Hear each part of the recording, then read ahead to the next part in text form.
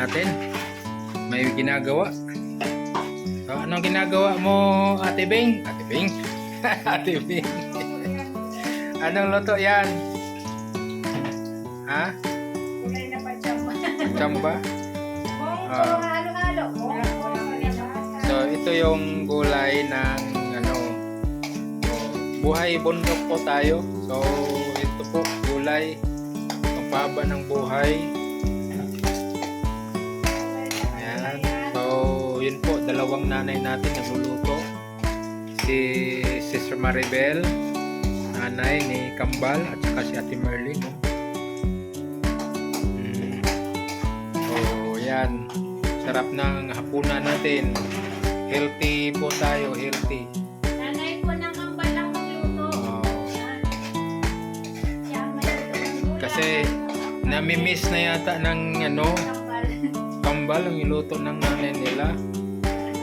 Ano tawag nila? Mama? Nanay? Mama, oo. Miss na ng Kambal ang luto ng mama nila.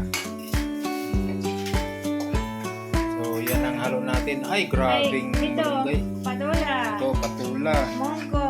Munggo. Kalabasa. Kalabasa. Yan. Palinaw ng mata. Basta gulay. Ng Bisaya. Tapos, haluan ng sardinas. Ay, tapos kasama ang mga minamahal. Ay, mayroon pa. Sinangkong ito sa Bisaya. Sinangkong sa Bisaya. Halo yan? From Davao po to. Yes. Rice from Davao. Pero dito na po lumaki sa Bicol. Yan, dala ko namin yan galing Mindanao. Pinalim namin dito.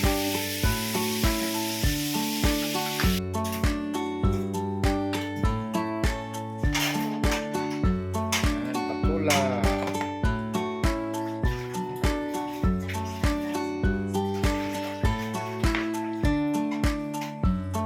Munggo yan guys, munggo na may kalabasa, patula. Pagkakulo naman yan, may ilunod ang kangkong. Talbos ng kangkong. Yan, sunod natin ay ang kangkong. Tinangkong sa Bisaya.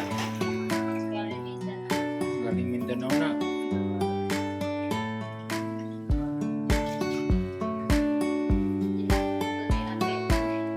Ano yan? Paborito nila yan? Ang ganyang gulay?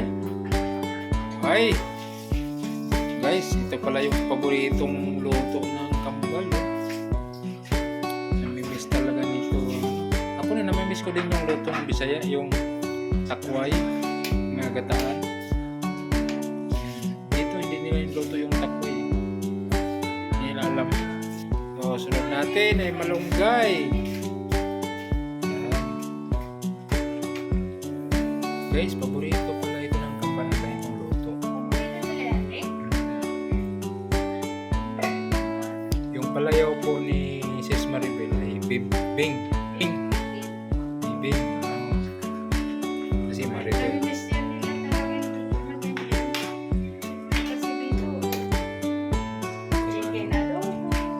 So, yan guys.